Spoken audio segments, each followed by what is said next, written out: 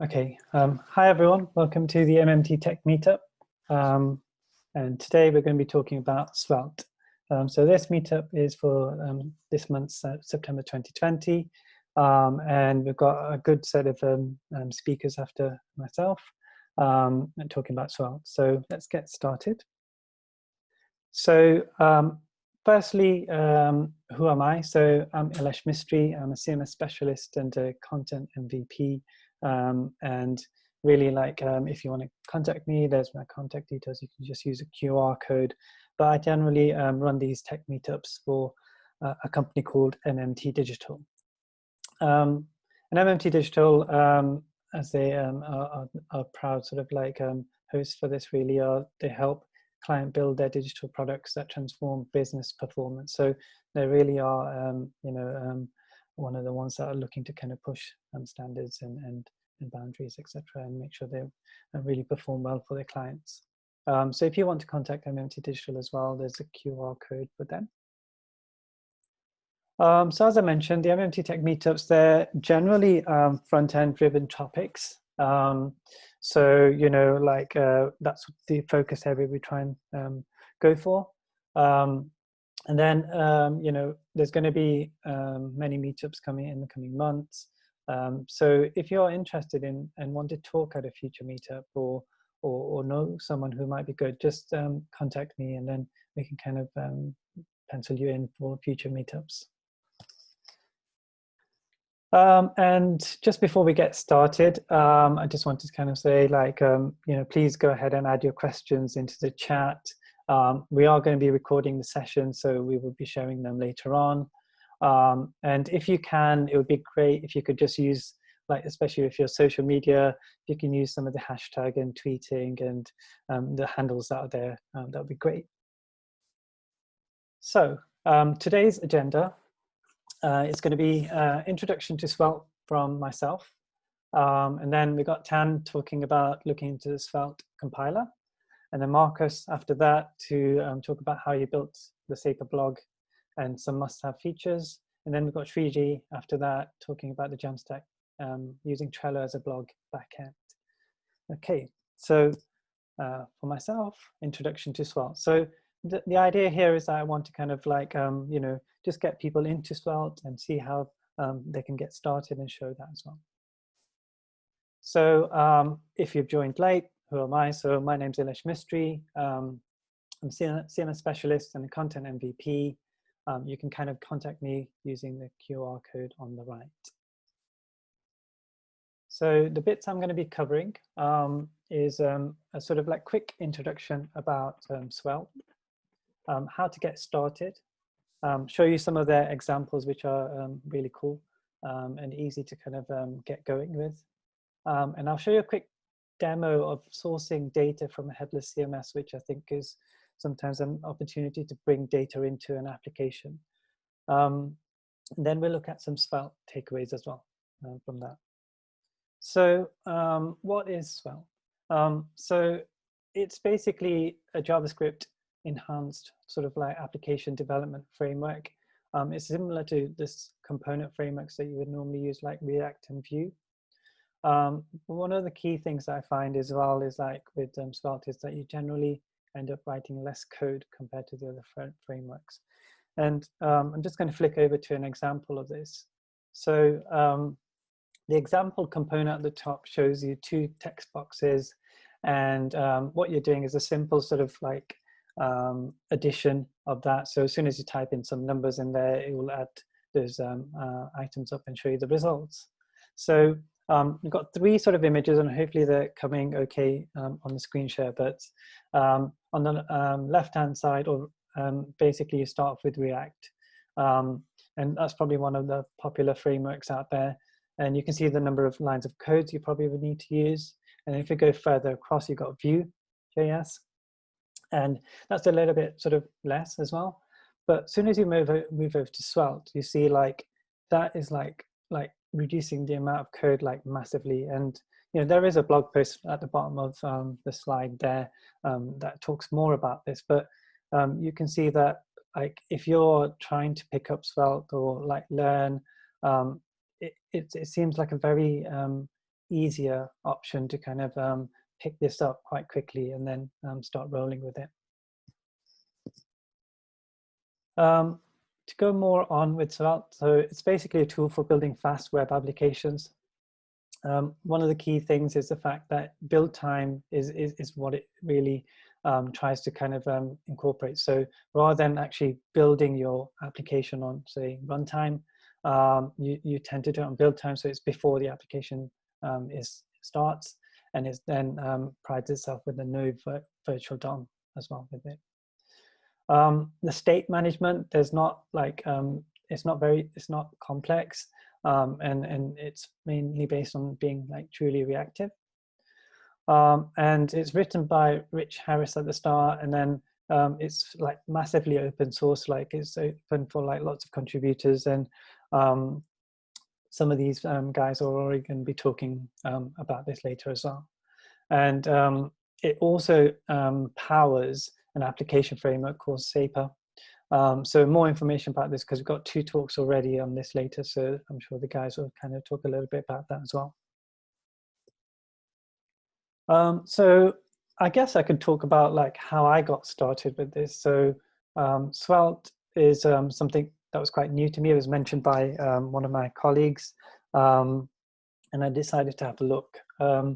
So the key thing for me, or the key starting point for me, was to look on their website, and there's a great tutorial on there and easy to follow steps and to get started with that.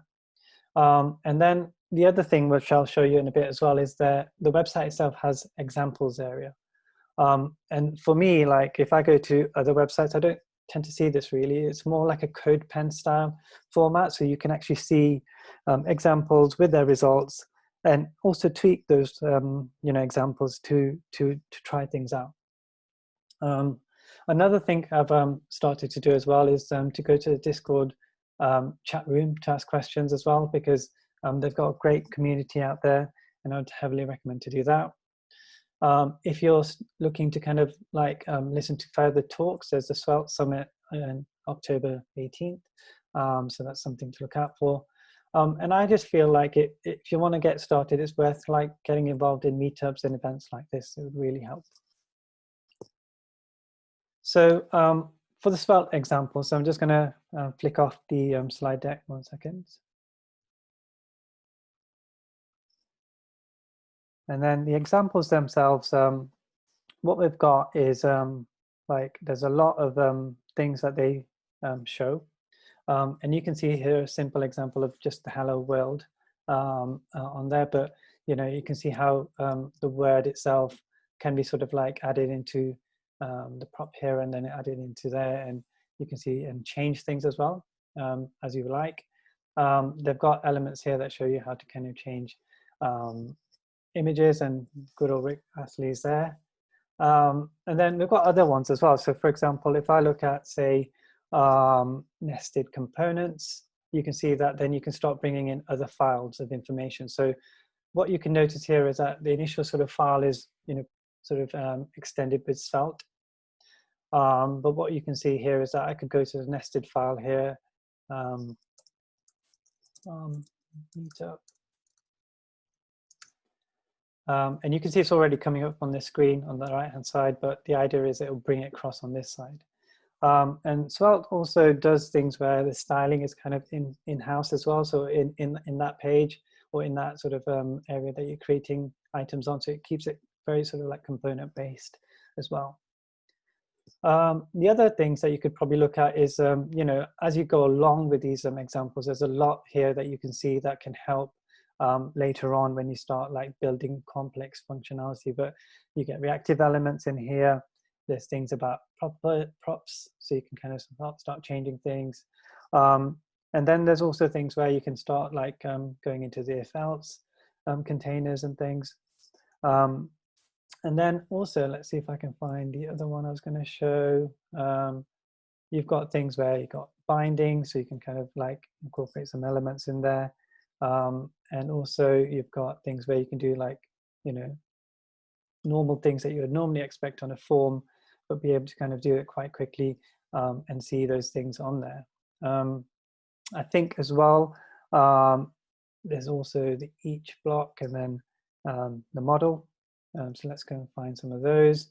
But the idea is that you get a lot of things here that you can start like thinking about. So I've been on many projects when the clients actually said, hey, like, or even the requirement is, can you have something that can allow you to just add something and remove some, you know, add another field, add another item, And this is quite cool. Like, you know, just like the functionality that you can say, okay, well, you can clear things out. But these are like sort of like, we can understand that these are like more simpler examples that can be then extended to complex scenarios. And then I guess I can show you just one final one from here, which is quite a funny one. Let's see if I can find it. Here we go.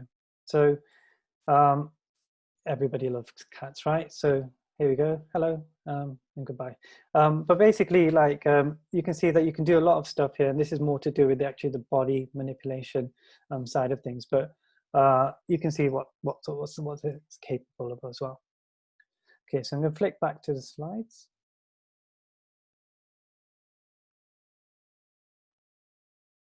Okay. So my next thing really to show is like we can see that there's lots of examples out there on how to you know, bring in content or utilize content or utilize data. Basically, the data is kind of the key thing here. So I'm going to use or show you an example of actually sourcing from a headless CMS, and this one's called Kentico Content. What we've got there is a few sort of like get started pointers. So obviously we clone the repository from the sample template, do npm install, and then you'll have to register with Kentico Content. So that's just a separate step you need to do. And it's very easy to do that. And then once you've created the project, you kind of have to enable the API configuration. And once that's done, then you start putting in sort of like the sample content in there. And then you can run the application. So if I flick back over to there, so let's go to source.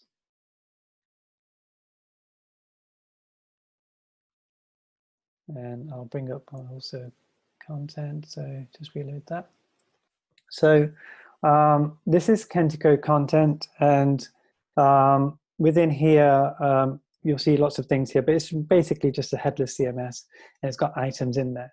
Now, if I wanted to sort of like utilize and change something on my code base, let's see if we can run this. So I'm just going to run the app.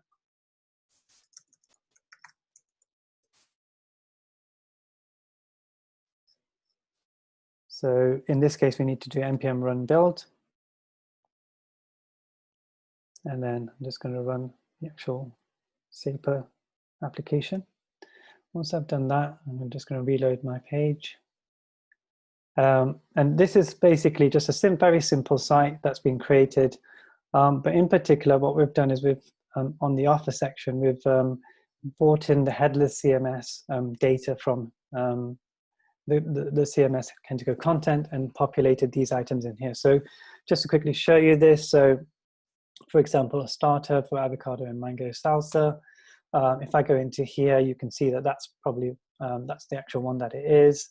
And you can see the information here. That so the idea here is now, like, if I was something like giving this to a client or something, I could probably get them to say, okay, let's ask you to start making changes. So we can go ahead and amend the price. Let's go for 14 pounds.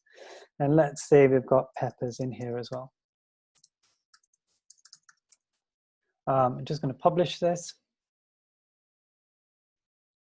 and flick back to my app, and I'll probably just need to restart it.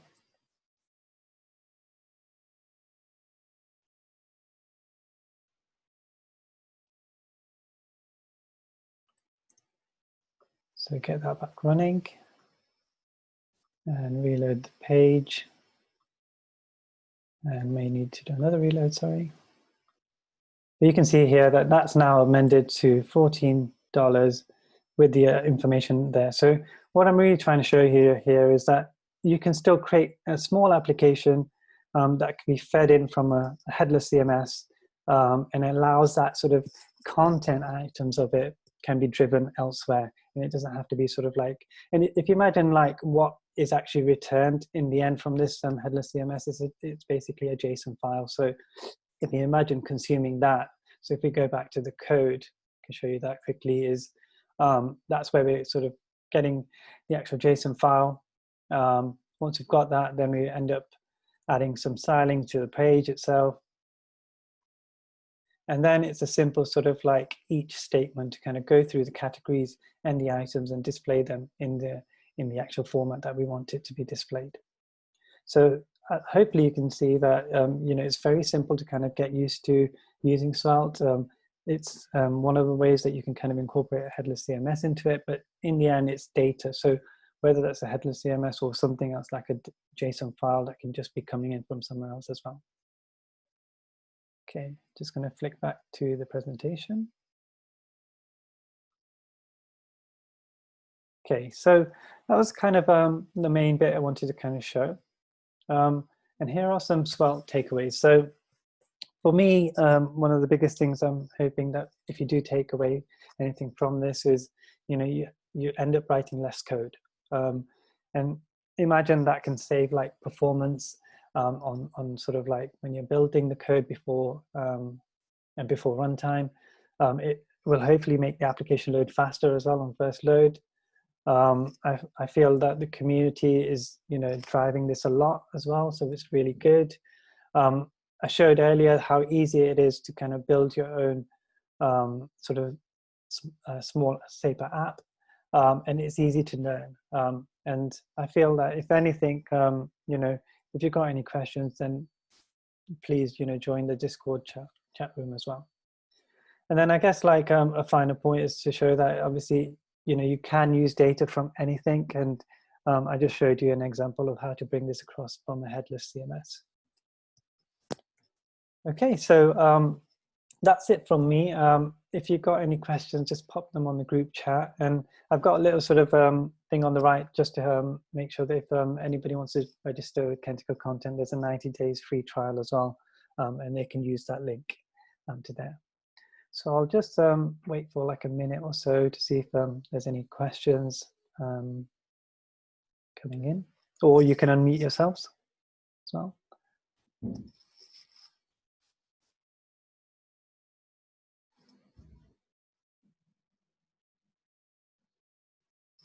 I had a quick question. Sorry. Okay, sure, yeah. I don't know whether you'll know the answer to it, but obviously, as someone that's quite interested in JavaScript frameworks, and I like trying to apply them on big accounts where I can with clients. Mm-hmm. Something that's quite important is, I mean, you mentioned an active community. Is there like a big companies that back this? Like obviously React have Facebook, mm-hmm. Angular, dare I say it, has Google. Does Svelte have anything? So the sort of like clearest answer I could probably give is if I flick over to their website and go to their homepage. They've got a number of clients at the bottom of this. So who's using them? So here's, I guess, your answer. There's a couple of, you know, like big-ish clients there, but yeah, this is probably where you would probably need to find out where, if there's a client that suits the requirements, like Philips is, you know, massive as well. So there's quite a lot of companies in there. Cool. I can help out with that question. I think, yeah, you see in the list GoDaddy. I think they also have like Apple that is looking for Svelte developers already. And yeah, there's a couple of other ones that are just not listed here yet because I don't think this was updated in quite a while. Thanks. Cool. Thanks, Markus. Okay. Any other questions before we move to the next presentation?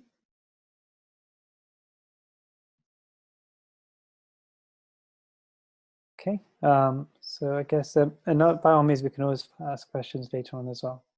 So thank you. So I guess the next set of agendas we've got here is we've got Tan speaking next. So Tan over to you.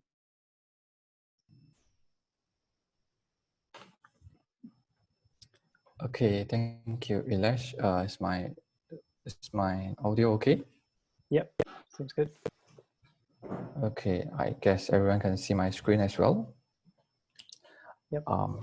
Yeah, so hi everyone. Nice to meet you guys. Yeah, so I'm dialing in from Singapore, so it's a bit late, as you can see from the window outside. So pardon me if I may look a bit tired right now.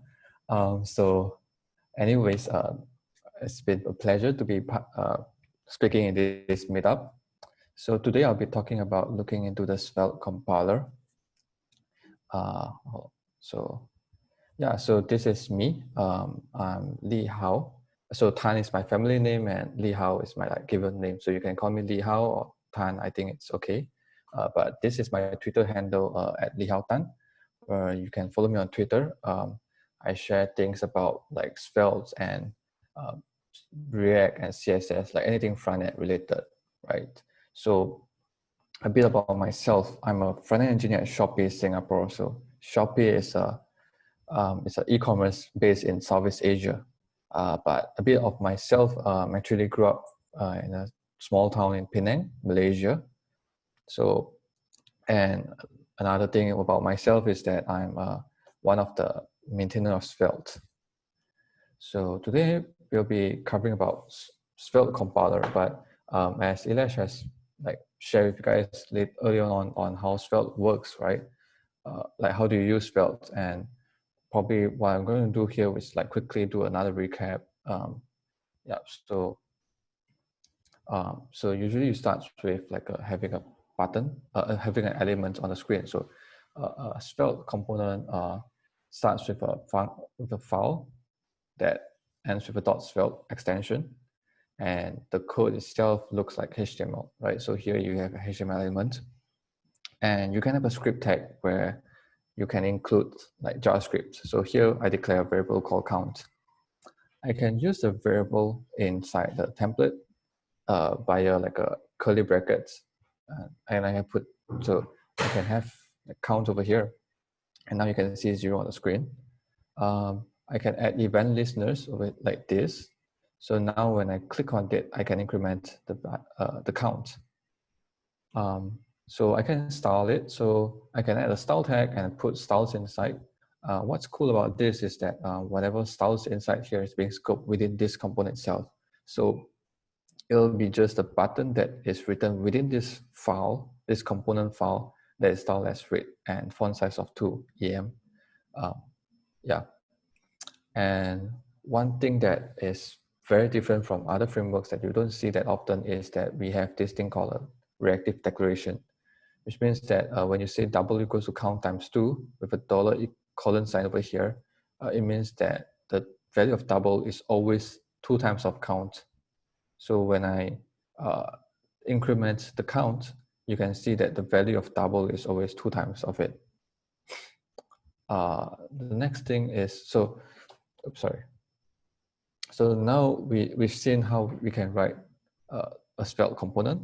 Let's think a bit like how would you implement this in vanilla JavaScript, right? So how would you implement this in just JavaScript without any framework, right? So one thing you could do is let's start with the variables, and so to create a button, so we have text nodes first, right? So to create a text, we use document or create text node. So this is one of the browser DOM API to do it, right? And then we can append it to the DOM, to the browser DOM. And to create a button, we do the same thing: document, create element, set the text content. So for event listeners, you use API like add event listeners, and then you add on the browser. Next, what we do is that to have that interaction where when you click and that increments the value, right? What you do is that you update the value of the variable, but at the same time you call this function called updates, where you tries to update the value of the text. So here we also have to count the evaluates the value of double every time, right? So because it's always 2 times of count. And lastly, for styles, you can create a style element and then you append it to the document, right? That's how you get the styles. And yeah. And then, okay, last but not the least, you in order for the styles to be scoped, because if you just use button, it'll be all the buttons. For it to scope, probably we add some class with some hash, and then we also have it declared over here. So now your styles, these styles will only apply to this button instead of any other button, right? So this, the recurring, later on I will be showing a few examples of how you write Svelte component. But one thing I want you guys to think about is that for all the examples that you're going to see later on, think about how you're going to write it in vanilla JavaScript, right? How you're going to implement them. So one example of what you can do in Svelte is that you can have some logic blocks, right? One of it is if, so based on condition, you show element or not, right? Another thing is await. So you can pass in a promise, and then whether the promise is pending, resolved, or rejected, you can show different kind of elements.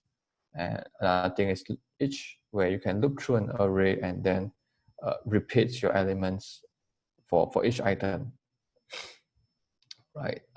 Here we can, in Svelte, you can do data binding. So there's a bind attribute, a bind directives, so data binding. Next, what you can do is you can have transitions.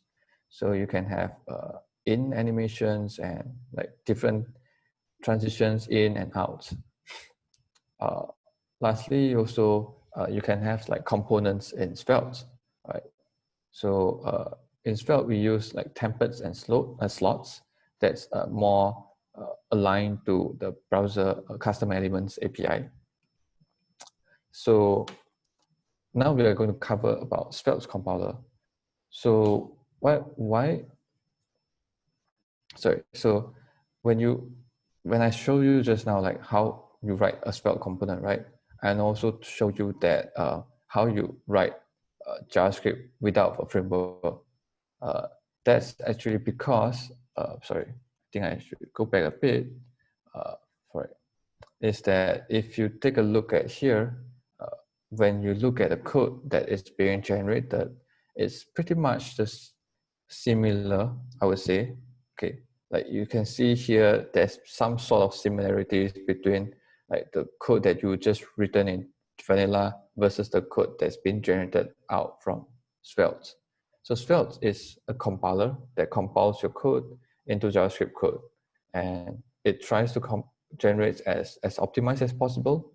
And yeah, so that is what we're going to take a look at, how this process is going to be. Okay, so how does so before we start about talking in specific for Svelte compiler, let's take a look at how a normal compiler works.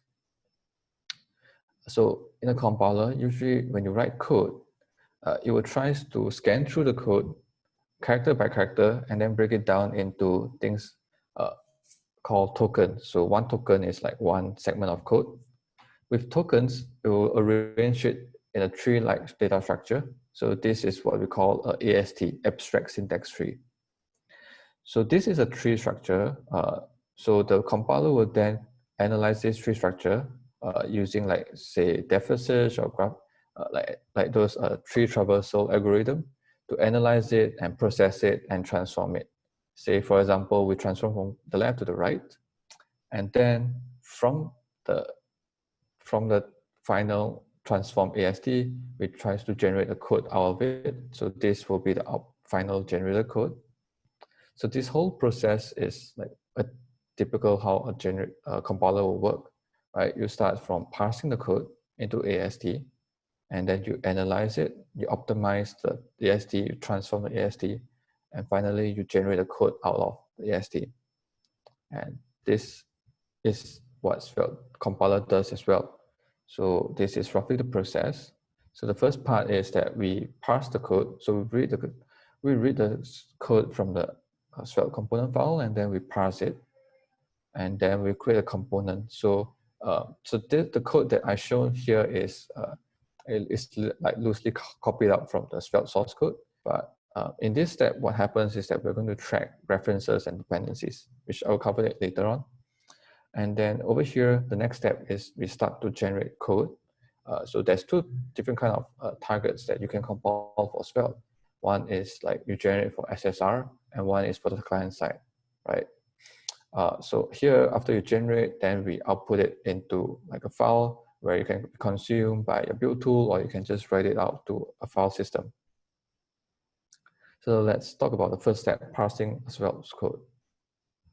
So here is an Svelte source code that we are going to take a look throughout this, throughout the rest of the example, the step through for compiler. So the first thing is that Svelte implements its own parser. So the Svelte syntax is like HTML syntax, right? So Svelte will parse the HTML syntax, and also logic blocks, right? And when it encounters a script tag, it will use Acon to parse it. So JavaScript is fairly complex. Acon is right for the job. So Svelte is not going to parse JavaScript, but it uses Acon to do it. So it also, when it encounters curly brackets within the template, it will also use Acon to parse them as well. Whenever it can encounter a style tag, then it uses a library called CSS3 to parse it. So once it's being parsed, now you get all the tokens, and then we form it like an abstract syntax tree. So this is a Svelte abstract syntax tree. So if you're interested on knowing how it looks like, you can actually visit like astexplorer.net. There you can play around with like the Svelte AST. So next step, what we're going to do is doing static analysis. So here's the same code again. So it's in the AST form, but for easier visualization, we just stick it with like the source code. So the first thing what Svelte will do is that it will traverse a script tag, right? So when it encounters a variable, we're going to record it down. And then, so we have count, we have values, and then the next variable is double. So double here is a declarative variable, right? You declare double without a let. So what Svelte does here is that it will mark that this variable you need to be injected, because we need to add like the declaration of it. Next thing, we encounter count again. Here we mark counts as reference. So we know that we are using counts right now, and also we know that from here double is dependent on count, because you use count to evaluate double. So there's a dependency arrow drawn over there. Next, let's move on. We have data. Now data is within the scope of that curly brackets over here. So it's not like a top level variable. So you can't use this data variable in the template. So we just ignore it. Now we have I, ignore as well. Double. So now we are referencing double. So we mark it as reference. Math, it's a global, so we ignore it. And then lastly, we are assigning data to values. So we mark that values is mutated. And because we use double in like computing for the value of values, we draw a dependency like arrow for the relationship. So now we are done with the script tag. The Svelte will start to traverse through the templates, right? So we encounter the input tag, and then we see a bind directive.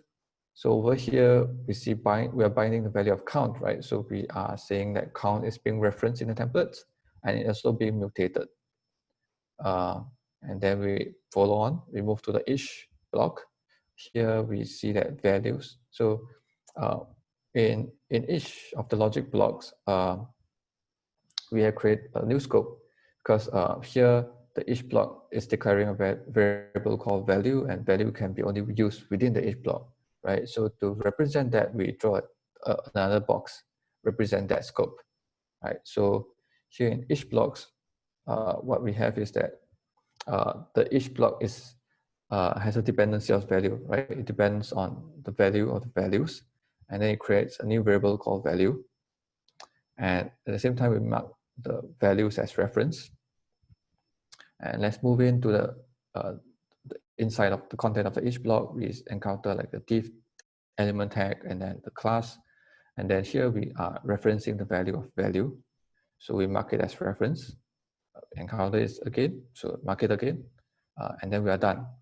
So once we are done with the script tag, done with the template, now we go back to the script tag again. So this time is mainly for optimization, right? So we've known that all the variables that is being used, being referenced, we know that what are being all the variables, right? So now we can do optimization. For example, we can mark whether a certain declaration, reactive declaration syntax, for example, like this one, probably we can know whether it does it need to always being evaluated or it's being static by knowing that whether count will be updated, right? And then that is based on whether it will be mutated or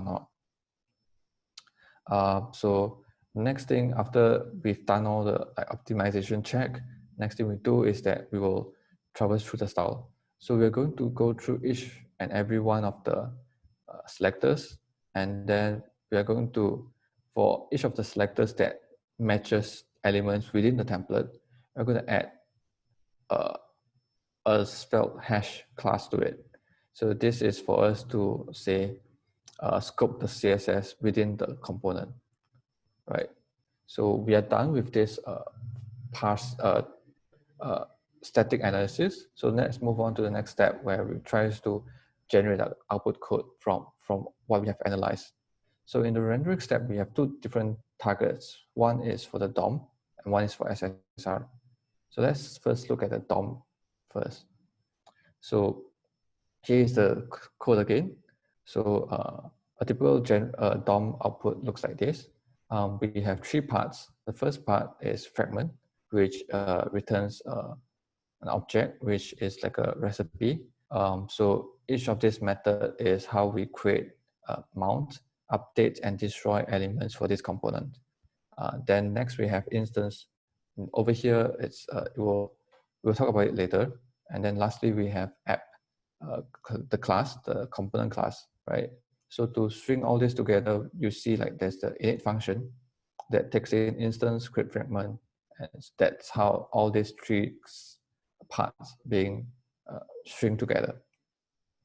So now we want to generate code to generate the template, right? So we traverse through a template one by one and add code to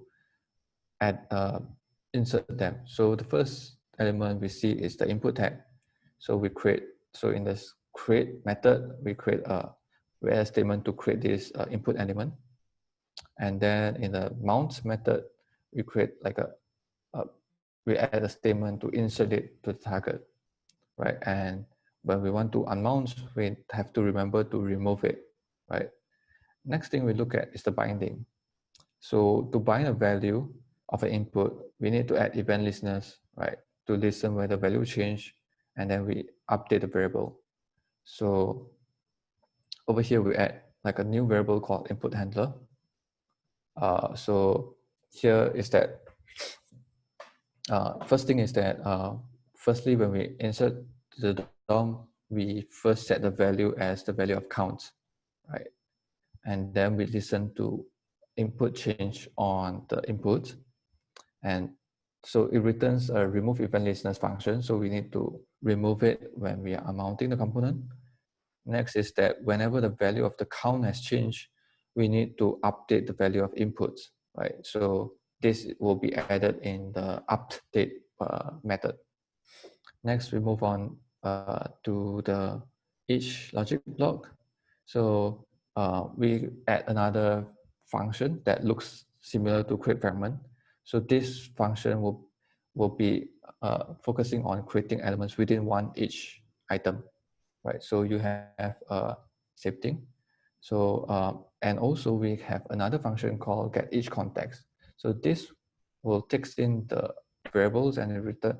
So this will add one more variable value into the scope, right? So based on the variable statement, we need to add one more variable value, right? So I'm gonna skip through the steps on how to add, so basically Svelte will go through one by one elements, attributes, and then insert the code for each of the methods. And after that, let's look at the instance function, right?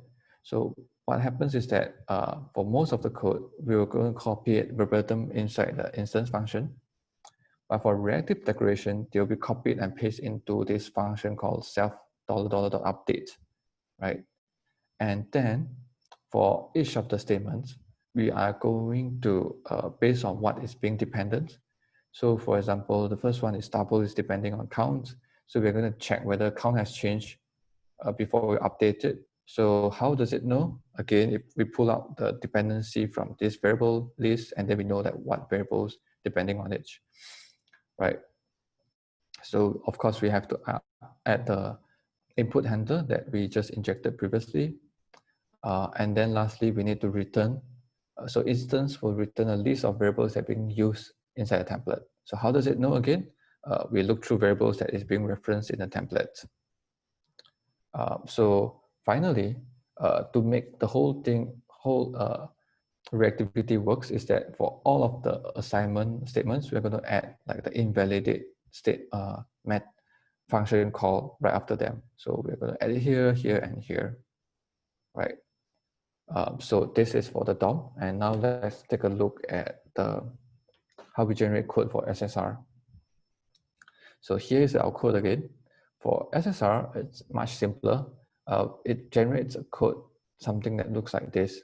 So general idea is that it will be a function that returns a string, right? So when we traverse, so over here, we can copy all the code from the script tag into the function to set up the variables. Next, for now we traverse the template. So we have inputs, and then for binding, because in server-side, you don't need two-way binding, right? You just need a value.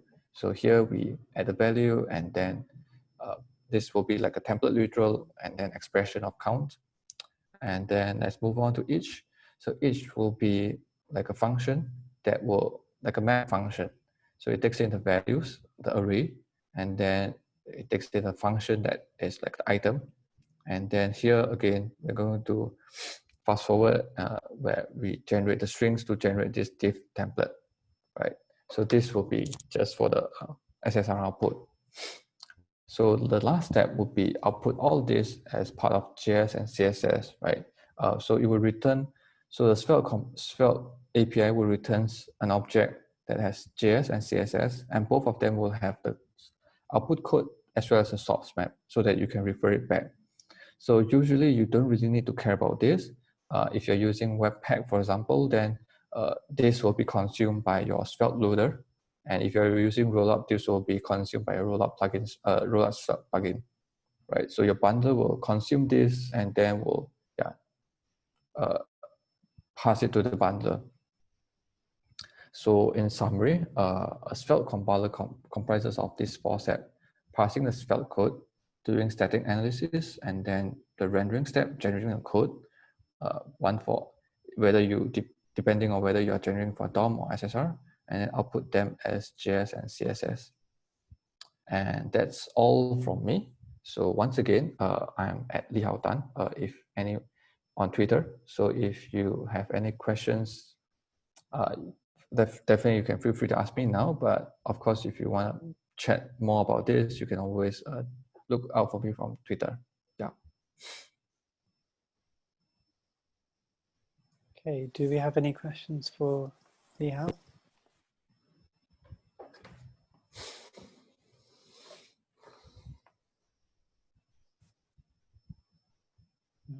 Okay, well, yeah, like you said, like you can catch up with him on Twitter or in other areas as well. Awesome, thanks. Thank you. You're welcome. So next up, we've got Markus.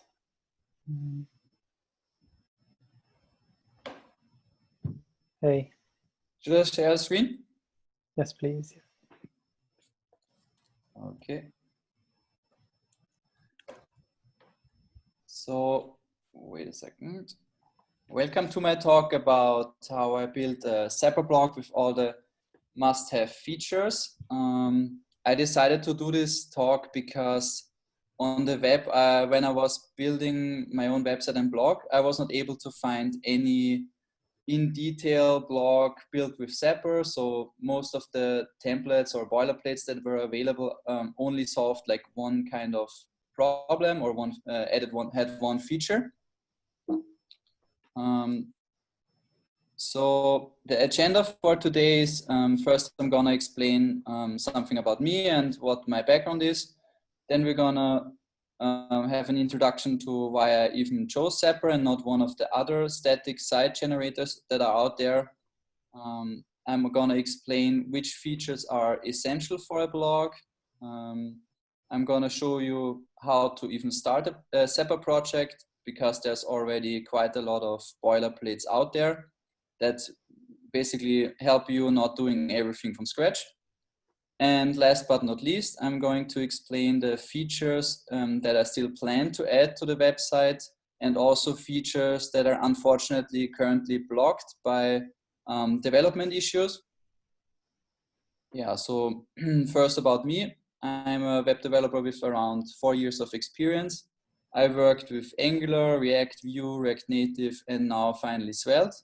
So I think I can say I know how good code looks like, how bad code looks like. And so far, Svelte is really the best choice out of them.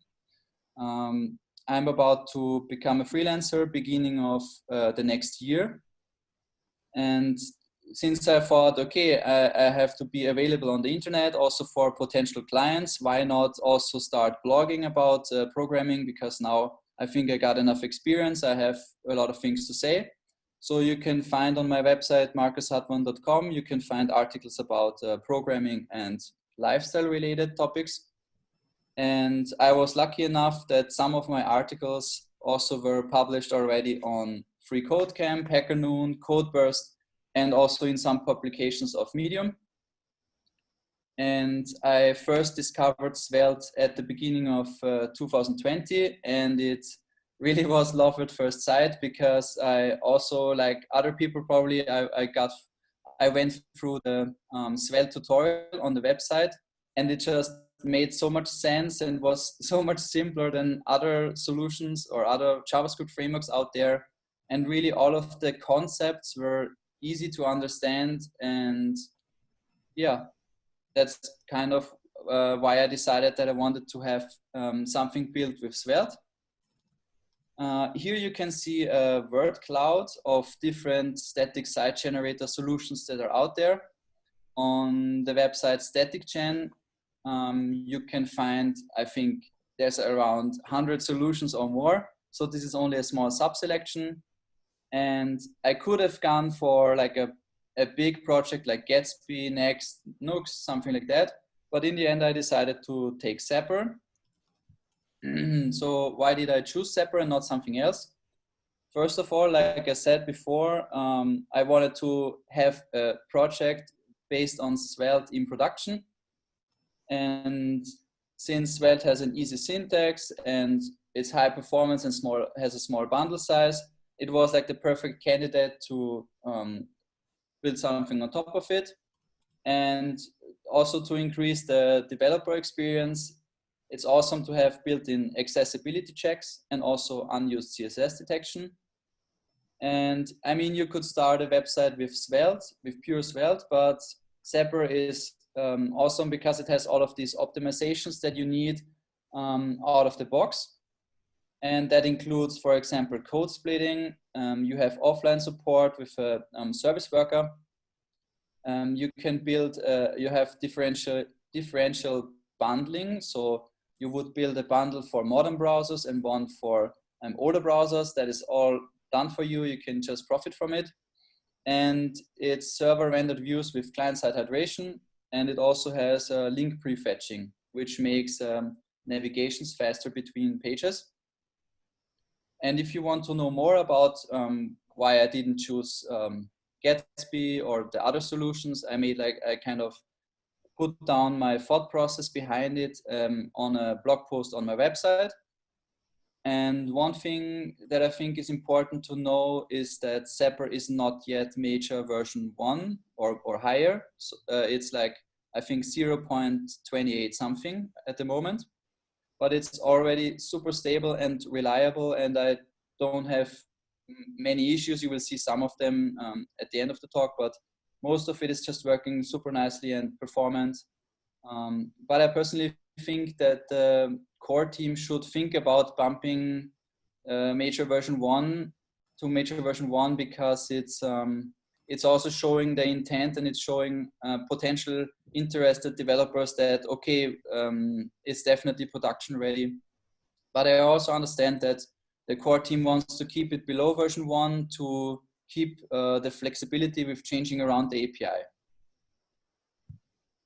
So which features are essential for a modern blog? I think it's great if you can use Markdown for writing the blog content, and also ideally have a front matter, and be able to use components in Markdown.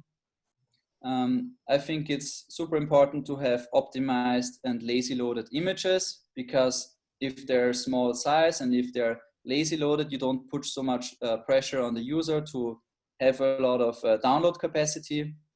And we also want to have like a modern web format, a modern image format like WebP, and also ideally different sizes per breakpoint. So if a user is only visiting your website on mobile, he doesn't have to load everything that would be like a bigger image. And since my blog is programming related, it's great to have syntax highlighting for code snippets. And from the developer side, I definitely wanted to have TypeScript support. Its TypeScript support got added to Svelte and Sapper a couple of months ago, so it's perfect. And since I'm based in Europe, I had to add a GDPR compliant cookie notice. And to be able to be scrapable on the web, it's good to have an RSS feed, and to have the website be crawled by the Googlebot. I wanted to have a sitemap that has all of the necessary sites in it. And what's also important for getting found on the net is to have meta tags for SEO purposes, like open graph tags to have like your blog posts be displayed in a nice card on Facebook, and the same for Twitter tags. So how do you actually start a Sapper project? Nowadays, there are various boilerplates available for you that you can use. You can find them on the GitHub link of Svelte integrations repository. You can find starters for TypeScript, Firebase, GraphQL, Tailwind CSS, and many more. But I started my project already in May, I think, and I didn't investigate into the boilerplates that are available. So I started just with the official Sapper template. You can start the project with Webpack or with Rollup, and I decided to use Rollup because it's also a project that was invented by Rich Harris, the creator of Svelte. So I can always be sure that there must be some kind of compatibility that is guaranteed. And since I used the official Sapper template, which is like unopinionated, I had to figure out a lot of stuff myself, but I learned a lot from it, of course. And I think things that could be added to the Sapper template would be like an easy way to generate an RSS feed or a sitemap out of the box. And there's also the SEO tags that are lacking, and there could be more SEO tags already provided for you. So what does actually a Sapper project look like? I prepared a little showcase for you, and you can also, I will share the slides, and you can either take a look at my website directly or check out my GitHub repository, and it's fine if you steal some code. Yeah, I will show you first some VS Code stuff, so the actual code in the project, and then show you a walkthrough of the website. So I like to start going through the project, starting in the package.json as an entry point. So you see, for a nice little Sapper project, you don't need many scripts. I have here a Sapper dev, which runs the development server, and an unoptimized bundle.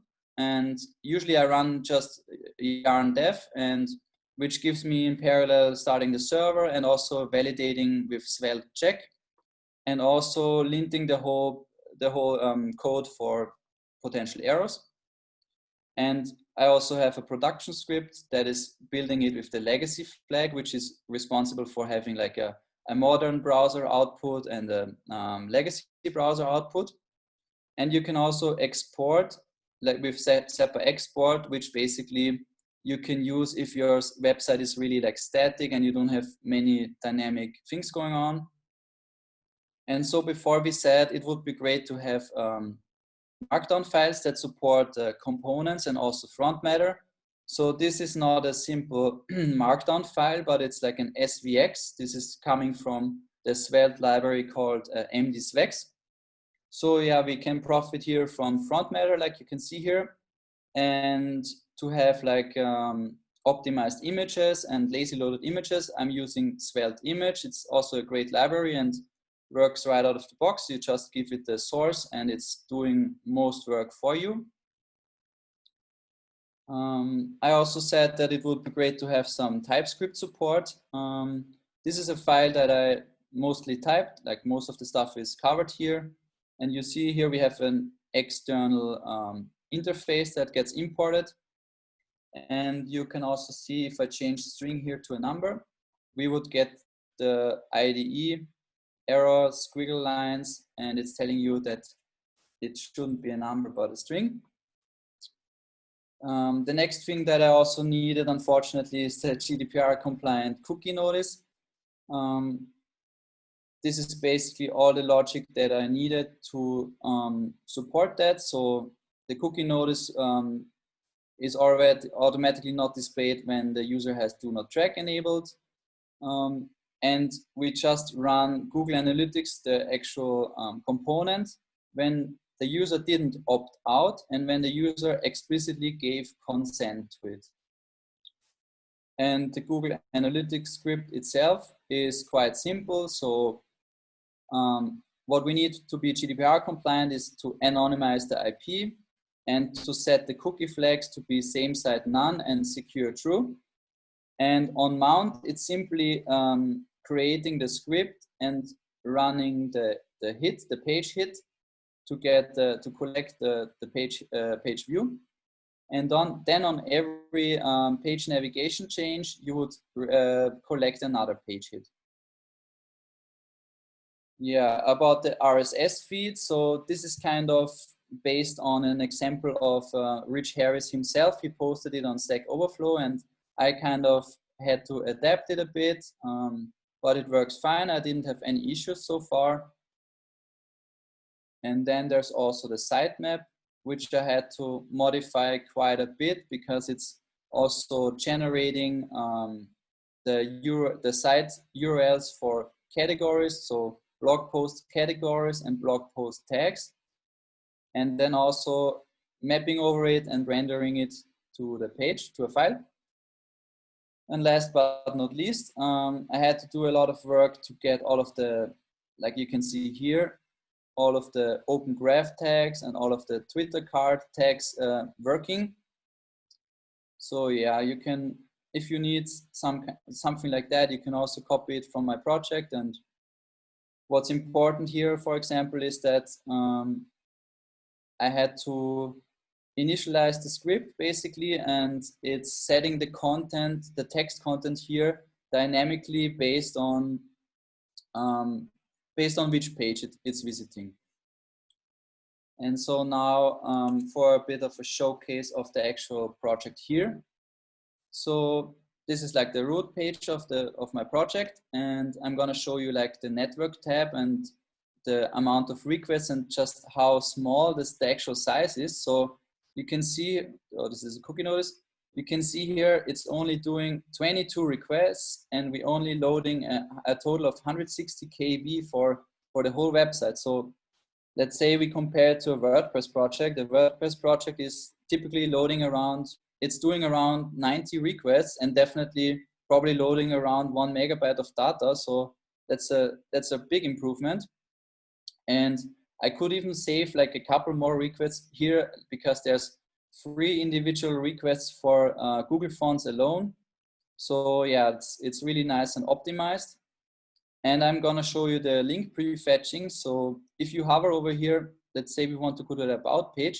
As soon as I hover over here, we can see in the Network tab that the resources for that specific page gets preloaded. Same for when I hover over recommendations or when I hover over contact. So that's also nice, and that leads to almost instant navigation. If you see here, if I'm switching the pages, it's like super fast, and also on mobile, it's a great experience. Yeah, and to show you the lazy loading, I can go to this blog post that I wrote. It's quite a long one. It's like 18 minutes, and I put some images in here. So you can see on the right side, it's loading the image in WebP format. It's only 15 KB in size, and it's doing all of that super nicely when I scroll through the project. So I didn't have to do any additional work for that. And I also said it would be super great to have some kind of syntax highlighting for the programming related ones. So you can see here, this is done with Prism.js, and also here and here and here. The only problem I had so far is this is now highlighted as an HTML file, even though it's like a Svelte file. But there was some issue with the Prism Svelte library, and I will see that I can get someone to fix that. Yeah, and the cookie notice you already saw, and RSS feed is also working without any issues. So this is the RSS feed, and the sitemap is also generated on any load. So back to the code. So there's still a couple of features that I would like to add to the blog to be more powerful. One of that is I want the user to be able to download a blog post as a PDF, especially for the longer blog posts like contributing to open source. Could be great for the user to have like as a PDF, and then he can side by side do a pull request for the first time and read through the PDF. I also want to add a Lighthouse score, because the Lighthouse score currently is almost 100 on all four of the categories. And there's Speedlify, and it's a nice tool that can make that possible for you. So that would be great also if potential clients come to the website, that they can just see, okay, wow, this guy really takes performance seriously. And I also want to add web mention IO for social shares. So what it does basically is it collects mentions and likes and Twitter shares from all over the web, and you can display it nicely. And I'm also planning on adding a separate page with the freelancer services that I offer as soon as I'm starting that.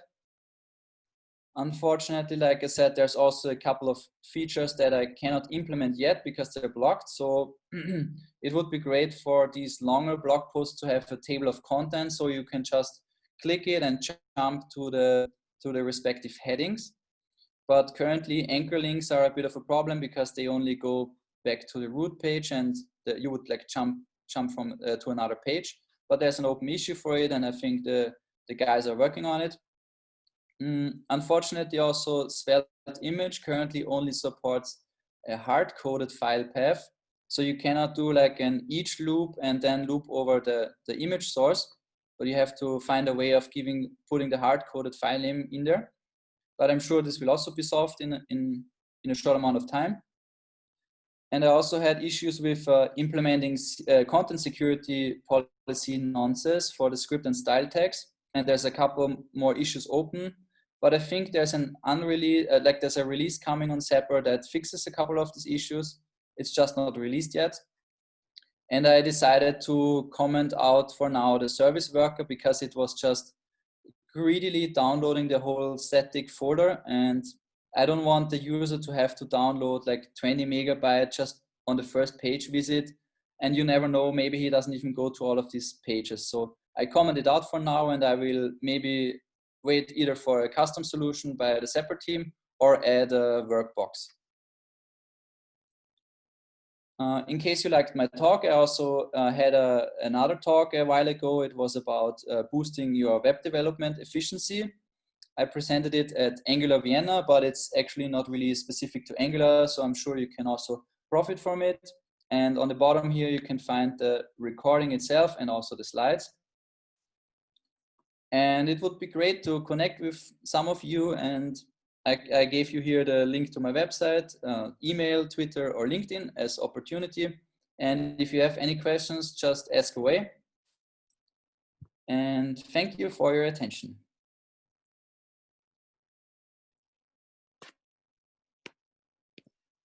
Brilliant. Thanks, Markus. Any questions for Markus? I will stop sharing, right? Yeah, you can stop sharing. Yeah, that's fine. Any questions? Okay, so I guess they can catch up with you as well if they've got any questions later on. Okay, so next up we've got Shriji. Over to you, mate.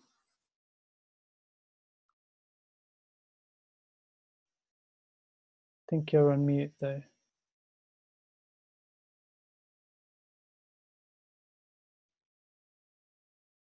Shriji, I think you're on mute. Oops. Thank you. Okay, sorry about that. I think it was a great presentation with Markus, and I think Markus was also behind the TypeScript support for Sept, if I'm not wrong.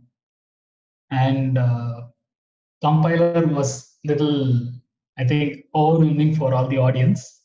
But I think I can take a very small presentation on Svelte as well, on how easy it is to begin with. So let me share my screen. Yeah.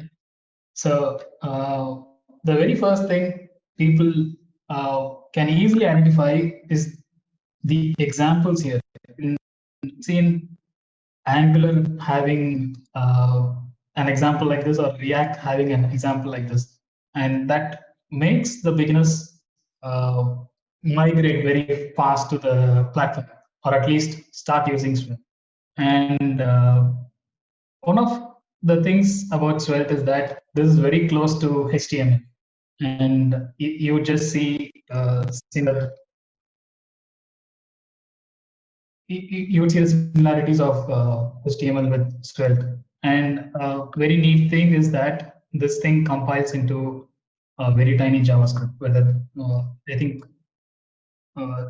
Lee showed us this, and probably do like this, right? And you would see this works just like that. And the other thing is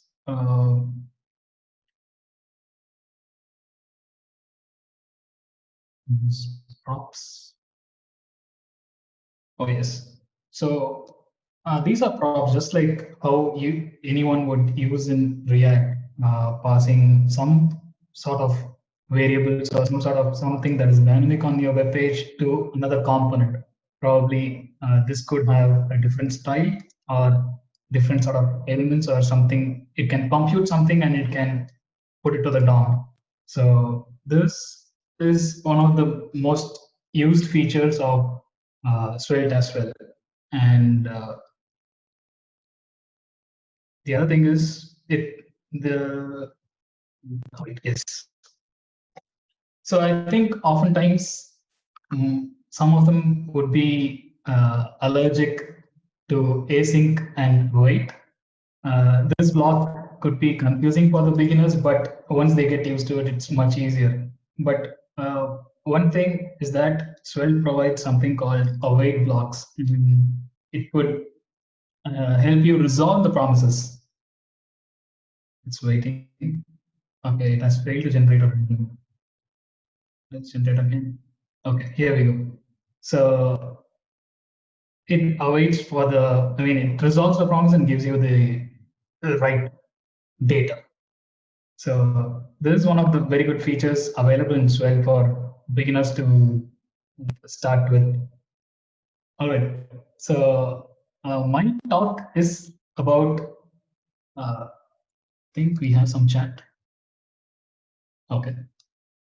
My presentation is on Sapper JAMstack. I'm a fan of JAMstack and also a lot of frameworks where I can or I can consume some API and start integrating with my framework. So I'm Shriji. I am the co-founder of Meetup. It's a small web development company in Chennai. It's in India, and I believe we do high performance JavaScript apps, and we offer a lot of web services as well. But I think around this quarantine time, I found in love with Svelte, and I started to do a lot of things. A little bit about myself. So I think Anarum is, I just introduced Anarum, and before Anarum, it was GetBricks, and it was an IoT-based company. Later, we pivoted towards web development, and that's how Anarum came to be. And I've handled a lot of workshops across India in IoT and embedded systems. And I even trained some corporates for their faculty developments. And of course, I had nightmares with Angular and WordPress. And I'll put the links over here where I maintain some of the Svelte components or shareable components where I think I'm a fan of this. I can show you this. So it's a neat looking, cartoony looking charts. So I maintain this library, and the other one is Leaflet. So mapping library, a lot of people use. Maybe I'm a fan of this because it's open source and I'm not required to pay for the API. And I made a very simple component where people can pass in props to this particular component and just populates here. All right. So I think Markus gave a rough idea of what Sapper is, and I think it's the same thing. It's just a Nux or Next.js version of Svelte, and it is by the developers of Svelte itself. And just like how Markus said, it has a lot of SEO facilities, and it can be used to users can benefit when using Sapper to introduce all the social cards or meta tags for maybe search engine visibility. And yeah, so this is Sapper, and just like how Ilesh introduced Kentico, I also integrated the WordPress version of it. So this is just running the vanilla WordPress. I mean, vanilla WordPress with Sapper. Just one moment. Hopefully this works. Okay. Sorry about that.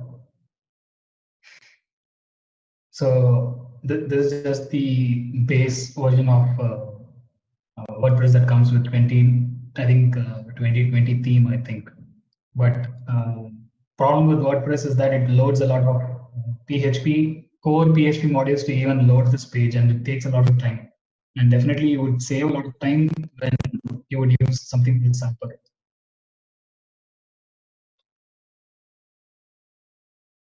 So you could see it has made about 1.3 MB of traffic and 38 requests.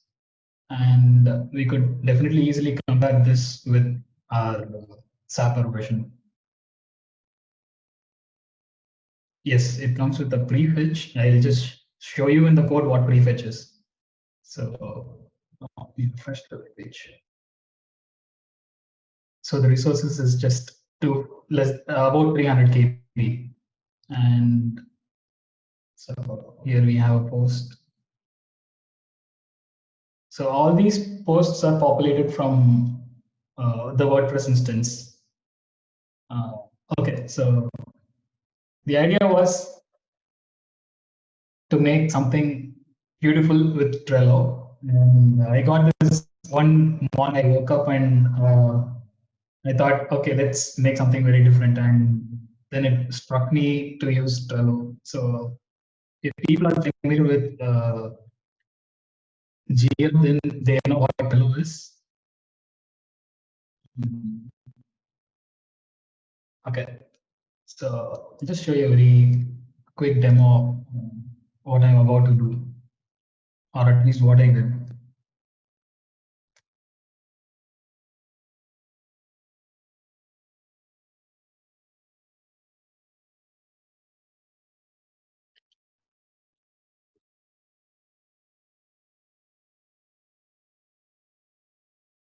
Okay.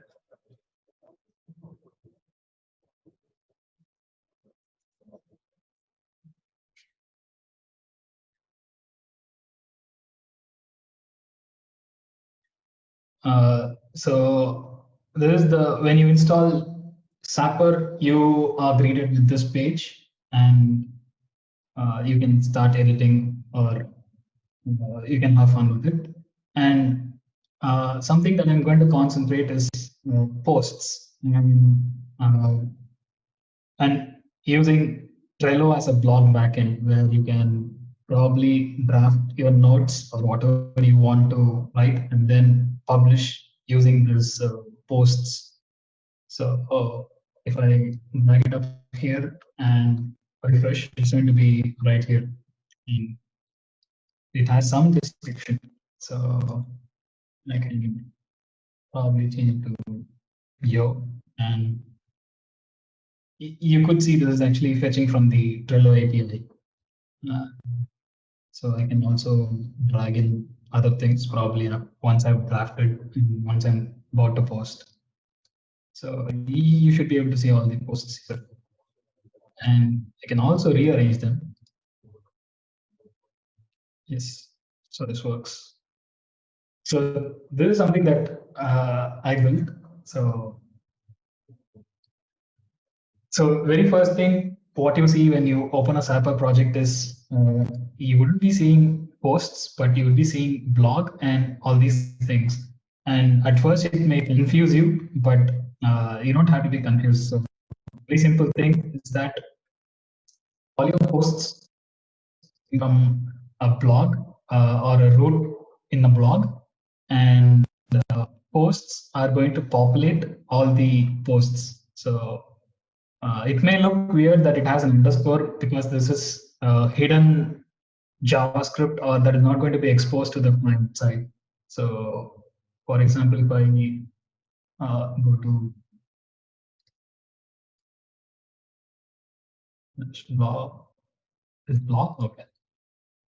So these are the default Sapper posts, and if I say posts is not going to exist and it does not expose this particular file that has an underscore.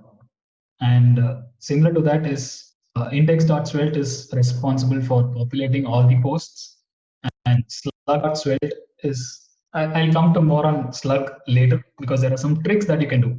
And slug.svelte is something that is responsible for populating what is inside a particular post.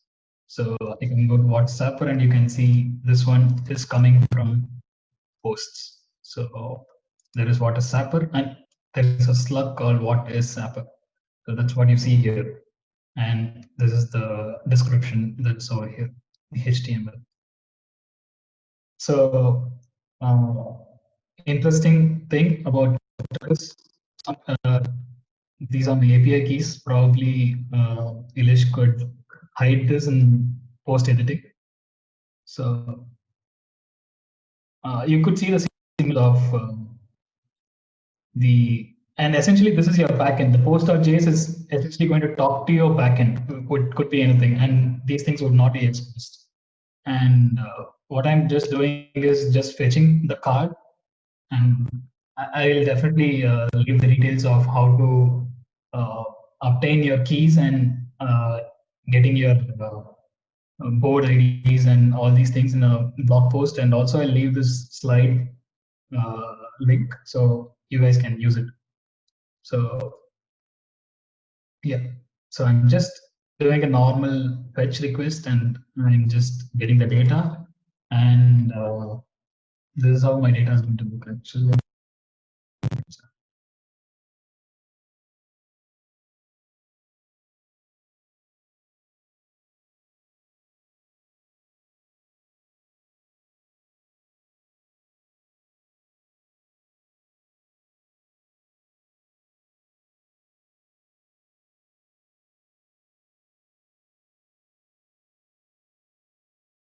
Oh, hold on, I'm just using the link.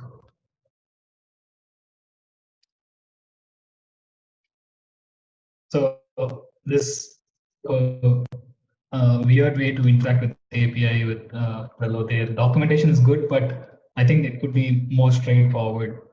So this is probably the ID of my board, and when I send a request, I get the ID of where my card is, and I use that ID to get all the lists. So it's going to say posts and drafts, just like what you see here. And if I'm interested in populating or getting the posts, I can use this. And I can get the list of all the cards. So this is what is there over here. So I think Svelte is awesome, and this description here, Svelte is awesome. So I'm also using the day. I mean, it uses the Unix timestamp like this, the timestamp, and I'm converting it to the appropriate date so that it appears neat over here. Can posts, yeah. So it just appears like this, and also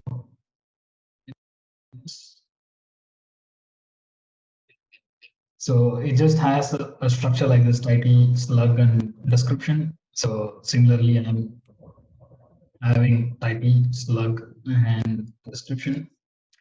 So these are the things, and extra and time, and these are the things that I'm just going to get from this API. And also the tags, what you see here is from something called labels, a field called labels. Yeah. So I get this, and what I do after this. So this is my backend, and this is just ready, and I can start using index.json and slug.json. All right. So these two files exist. Our index.svelte is asking for something called post.json. So this index.svelte is asking post.json from here.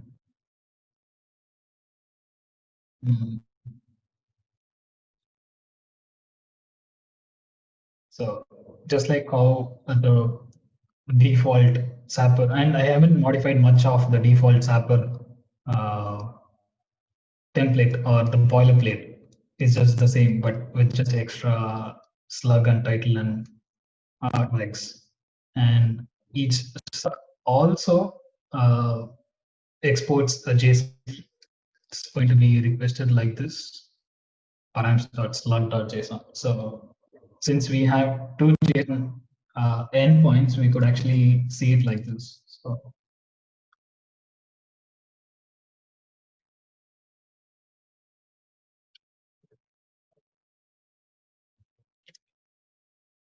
So here you go. So this is the entire JSON that is coming out of this particular file.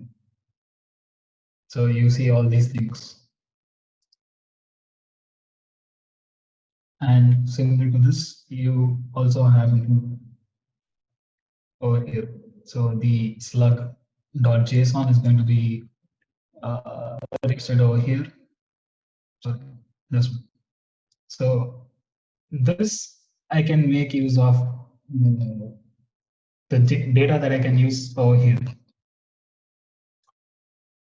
So this is pretty much the idea behind how Sapper could be used to make a very performant website, but you could use Trello as a backend and probably even host it somewhere in a cloud or maybe in Firebase. So you could definitely have something like a neat way to draft your posts and have them posted.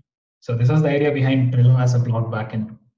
And also, I want to show some extra things.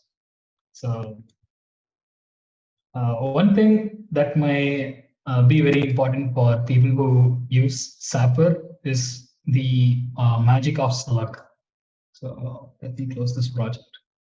Yeah, before I stop this, I'd like to have some questions asked if there is any. So before I show the extras, maybe you guys would be very interested to know how well Svelte could power very small devices. Any questions? Yeah, one question. It's really cool that you do this with Trello, but what is the use case behind it? So I don't understand why you need to have the Trello board, which is already a UI, visualized in the website again. Okay, so if I want to have a blog platform or somewhere where I can have it as a backend without using WordPress, so this makes sense only then. But instead, just like how Markus used, you can actually use your MD specs or MD Markdown format to populate a blog. Obviously, people who could be interested in JAMstack, or JAMstack actually stands for JavaScript APIs and markup. So people who are interested in JAMstack can explore facilities like this. Okay, I understand. Yeah, makes sense. Does that answer your question? Yes. Yeah, so it's pretty cool to use Trello as a blog backend as well. Yeah, any other questions? I've got one. So if you use Trello, what sort of like difficulties did you come across in the sense of like, normally on blogs you get like things like scripts and you get images and maybe potentially you might want to put some assets in there. Is there, do you find any difficulties? Yeah. So you could make a very simple blog post, and one of the other things is that this is not going to this Markdown is not going to be supported in this or any sort of even markup as well. So it's not going to accept any sort of HTMLs or anything. So that could be a problem if you are going to use some sort of a complex logic. So maybe you can't embed shortcode, or you can embed some sort of interactive features that you would definitely lack. Okay, and then I guess a follow-up to that is, you've got other things that you can do with Trello, so you can add members, so they could potentially be things like authors and things like that. Exactly. Yeah. And things like attachments. Multiple authors as well. Yeah. Yes, actually, I forgot to mention one major disadvantage. So one thing is I can just drag and drop whenever I want, but the problem is this is going to get updated. So imagine if the original post was posted on 25th and later somebody, maybe in October or December later, they update or they move this around, move this particular card around, and it would just have the current date and you cannot see when it was last updated. So that is one thing that you lose, but you can also see the revisions thing. Yeah, you can see the revisions over here.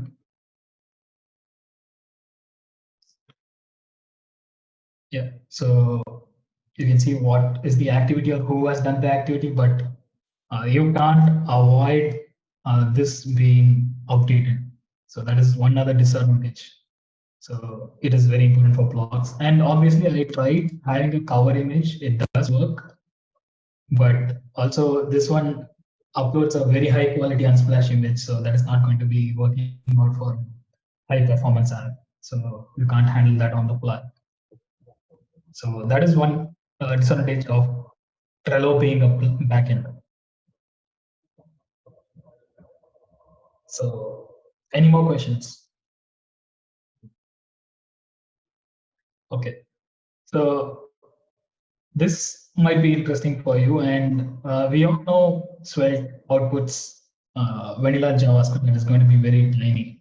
And this is a small device that I'm using, and this is running a small Svelte project hosted in.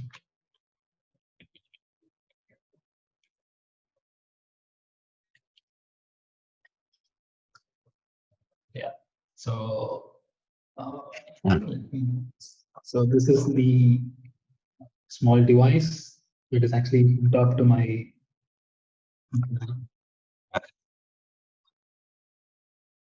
This is much easier. Okay, so it's just powered on by my PC. It can just be powered with power bank or anything. So external power source. It doesn't. This is not receiving any data from my computer. It is just simply connecting to my Wi-Fi. So this is a Wi-Fi capable chip. So it's just a dad joke generator, or this again is fetching a dad joke from an API. So it's a catastrophe.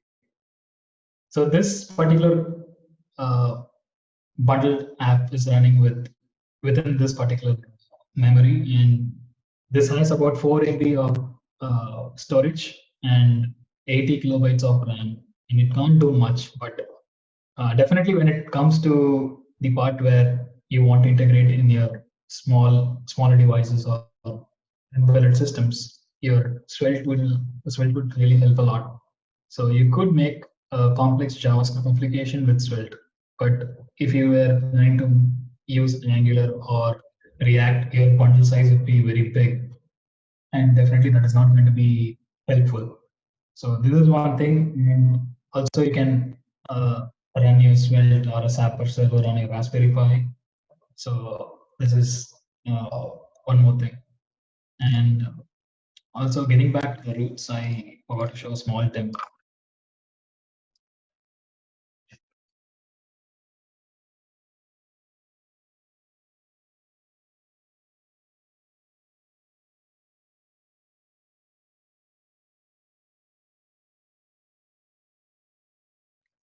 So it's just the normal Sapper deployment, and I have made a file called posts.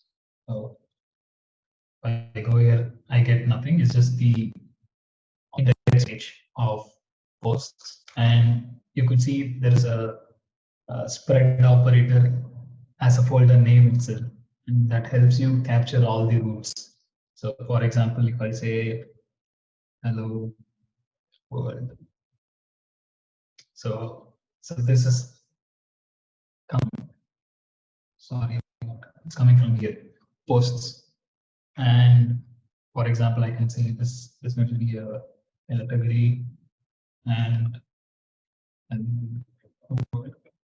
so you can capture a category, and that may have a slug another word, or that may be a category of maybe entertainment. So you could make your request according to your category. So this is one interesting feature of slug in Sapper. And the other thing is it can keep going. So entertainment/1. So it's going to have category and entertainment, and slug is going to be one. Maybe ID of the post could be anything. And the other thing is maybe you are making a application that tracks logistics. So I have something called trucks. So this is the page of trucks that is coming up here, and I want to track just truck number 1. So it can also have a slug or an ID in this case, and I can capture it here. So it can be data params is preload function is inbuilt in Sapper, and context is equal to this module is something that you can export it within this particular file. So this returns data. You can use this data inside this page. So you can have an ID like this. So, and not only that, you can also capture multiple parts of slug like this. So I think this is multiple. Say hello, and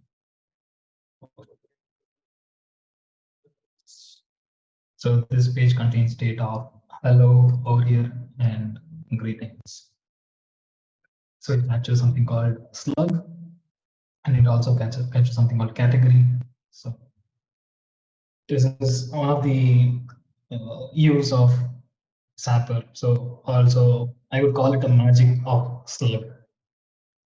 And yeah, so this is about my talk. You could find me on Twitter. It is at Shriji, and we got a very good Discord group.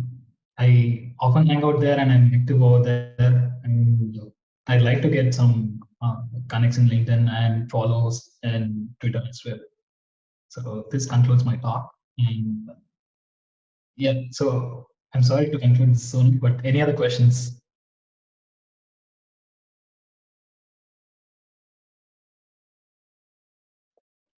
I'm just expressing myself. So I think Svelte is actually the perfect, or they have the perfect use case of using it on these small devices like you showed, because of limited memory, limited bundle size maybe that they can put on. And I think also Rich Harris said in one of the talks that he held that already some big company with cash machines is using it in production, or basically on their machines, because of just of the power of Svelte. So I think there is this specific use case of maybe also cryptocurrency, things that have to be fast and small and performant. That is good. Yeah. Yeah, I think it was also one of the, it was Kaiserman, I think. He's also one of the board members, or were one of the maintainers of Svelte. I'm not really sure. And they have this ATM POS machines. So that is powered by Svelte.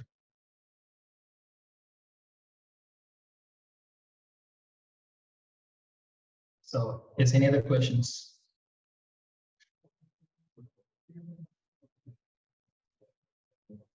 I think that's it. So thanks, Shriji. So that concludes our MMT Tech Meetup for regarding Svelte. Thank you for everyone who attended. What I will do is check up some of the slides and hopefully get a recording out to everyone in the near future. So I'll try and do that soon. So yeah, thank you and have a nice evening. Yeah, thank you. Thank you for organizing. Okay, thank you. Thanks. Bye. Yes, guys. Yeah, Bye. yes, it was actually great. And this is the first time I'm on a virtual conference as well. No worries. Okay, thank you. Bye. Yeah, thank you. Bye.